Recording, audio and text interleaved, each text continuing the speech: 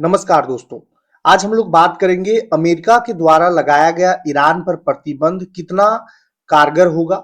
क्या चीन ने ईरान का साथ दिया तो अमेरिका द्वारा लगाया गया प्रतिबंध जो है वो बेअसर हो जाएगा।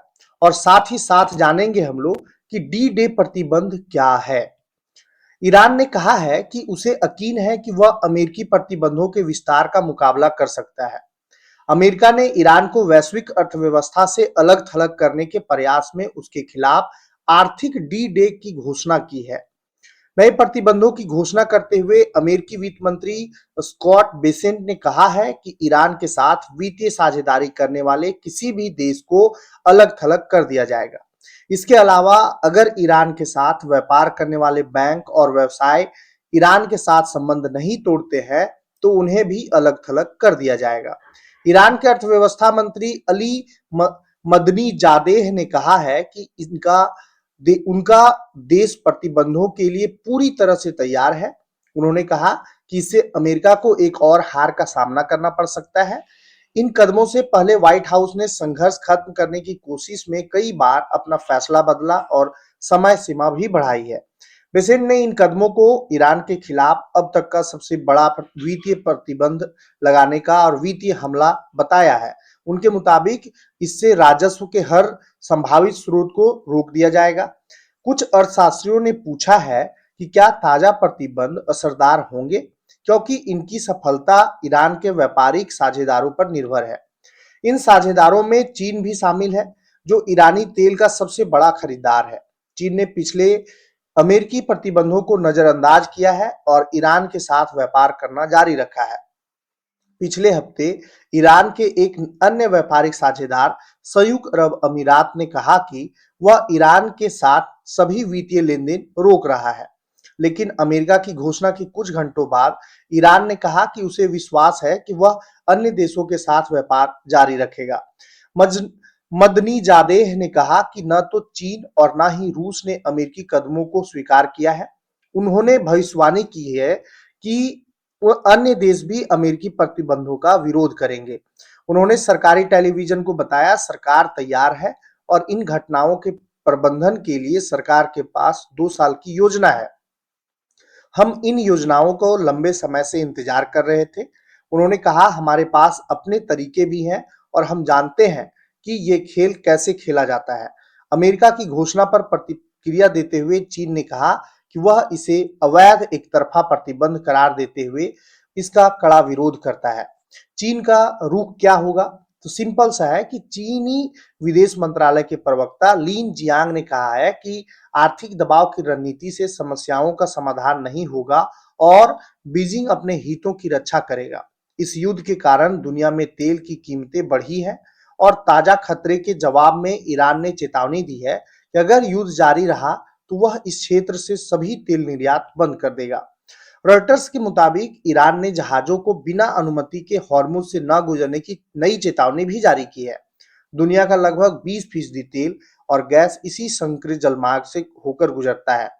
लेकिन फरवरी के अंत में संघर्ष शुरू होने के बाद से ईरान ने इस प्रवाह में प्रभावी रूप से रुकावट पैदा की है, जिसके परिणाम स्वरूप वैश्विक स्तर पर तेल की कीमतें बढ़ गई हैं। सोमवार को प्रतिबंधों का ऐलान करते हुए बेसेंट ने कहा कि अमेरिका ईरान के वैश्विक स्तर पर वित्तीय संबंधों के खिलाफ एक आर्थिक हमला शुरू कर रहा है। उन्होंने कहा, ईरान के सामने अब बहुत स्पष्ट विकल्प है, जिसमें केवल 2 ही रास्ते हैं, पूरी तरह वैश्विक अलगाव या वैश्विक अर्थव्यवस्था में फिर से शामिल होने के मौके के साथ सामान्य स्थिति में वापसी का रास्ता।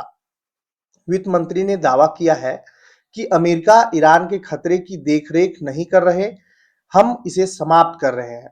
बेसेंट ने कहा कि ईरान प्रतिबंधों से बचने के लिए जिन तरीकों का इस्तेमाल करता रहा है, उनके मंत्रालय ने उनकी पहचान कर ली है। उन्होंने कहा कि अमेरिका डिजिटल संपत्ति, प्रौद्योगिकी, सोना, विमानन और शिपिंग के खिलाफ कार्रवाई कर रहा है। अमेरिकी वित्त मंत्रालय ने लगभग 60 संस्थाओं, व्यक्तियों और जहाजों पर प्रतिबंध भी लगाए हैं। अमेरिका ने ईरान की सहायता करने या उसके साथ व्यापार करने वाली सरकारों और संस्थाओं को चेतावनी दी है। उन्होंने कहा कि ट्रंप दुनिया के नेताओं को फोन करके ईरान के साथ अपने संबंधों को समाप्त करने के लिए खास अनुरोध करेंगे। उन्होंने कहा कि लोगों को नए प्रतिबंधों को समझने के लिए समय देना महत्वपूर्ण है, लेकिन साथ ही उन्होंने यह भी कहा उन्हें पता होना चाहिए कि हम बहुत तेजी से कार्रवाई करेंगे और हम इस मामले में गंभीर हैं। चीन ने ईरान का साथ दिया तो क्या होगा? तो कैपिटल इकोनॉमिक्स के मुख्य जलवायु और कमोडिटी अर्थशास्त्री डेविड ऑक्सले ने प्रतिबंधों की घोषणा की प्रभावशीलता पर संदेह व्यक्त किया है। उन्होंने कहा अमेरिका की नई नौसैनिक नाकाबंदी पहले से ही ईरान के तेल निर्यात को बाधित कर रही है। ऐसे में ईरान के ऊर्जा राजस्व पर आर्थिक डी डे का असर कुछ हद तक ना के बराबर साबित होगा।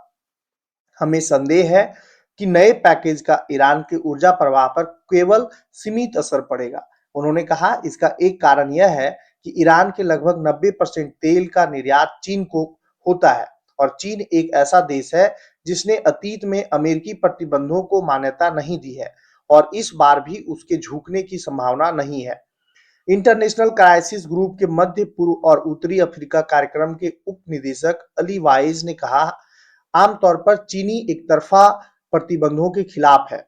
चीन अंतर्राष्ट्रीय प्रतिबंधों का पालन करेगा, लेकिन अमेरिका की ओर से एक तरफा प्रतिबंधों को वे हमेशा से ही अवैध मानते आए हैं। वाइज ने कहा कि हालांकि ईरान के पड़ोसी देश जैसे पाकिस्तान, तुर्की और इराक अमेरिका के साथ अच्छे संबंध बनाए रखना चाहते हैं, लेकिन वे वास्तव में ईरान के साथ संबंध तोड़ने का जोखिम नहीं उठा सकते। उन्होंने कहा कि तेहरान पर आर्थिक दबाव डालना काम नहीं करता, क्योंकि ईरानी शासन किसी भी तरह की मुसीबत सहने और उसे अपने जनता पर थोपने के लिए तैयार है। अप्रैल में ट्रंप ने ईरान को धमकी दी थी कि एक पूरी सभ्यता आज रात खत्म हो जाएगी। बाद में मध्यस्थ पाकिस्तान के हस्तक्षेप के चलते अमेरिका उस रूख से पीछे हट गया। ईरान युद्ध का आर्थिक प्रभाव अमेरिका और दुनिया भर में महसूस किया जा रहा है। तेल की ऊंची कीमतों ने लोगों की चिंताएं बढ़ा दी है। पेट्रोल और डीजल की कीमतें एक साल पहले की तुलना में काफी अधिक हो गई है। अमेरिका में पेट्रोल की कीमतें $4 प्रति गैलन से ऊपर पहुंच गया है और नवंबर में होने वाले मध्यावधि चुनाव से पहले अमेरिकी मतदाताओं के लिए ये चिंता की प्रमुख वजह है।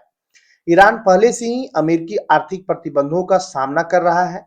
अमेरिका के पूर्व राष्ट्रपति बराक ओबामा और कई अमेरिकी सहयोगियों ने 2015 में ईरान के साथ एक समझौता किया था। इसके तहत ईरान अपने परमाणु कार्यक्रम को सीमित करने पर सहमत हुआ था। इसके बदले उस पर लगे कई प्रतिबंध हटा दिए गए थे, लेकिन ट्रंप ने 2018 में उस समझौते से हाथ खींच लिए थे और ईरान पर सभी अमेरिकी प्रतिबंधों को फिर से लागू कर दिया था। जो बाइडेन के कार्यकाल में समझौते को फिर से लागू करने के कुछ प्रयास किए गए, लेकिन ऐसा नहीं हो सका। इस साल अप्रैल में ट्रंप प्रशासन ने तेहरान के साथ व्यापार करने वाले विदेशी बैंकों, फर्मों पर प्रतिबंध लगाना शुरू कर दिया था। तब से ये साफ हो गया कि अमेरिकी सैन्य अभियानों के बावजूद ईरान हथियार डालने के लिए मजबूर नहीं हुआ था। इस तरह से ईरान और अमेरिका के बीच वार तो जारी है, अब आर्थिक प्रतिबंध का दौर चल रहा है।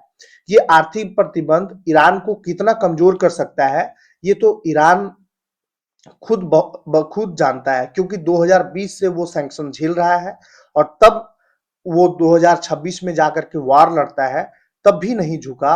तो ईरान ये गिद्दड़ भभकी से झुकने वाला नहीं है और अमेरिका एक तरफा खींच रहा है ये वार को और किसी भी हाल में अमेरिका चाहता है कि हम ये वार जीत जाएं।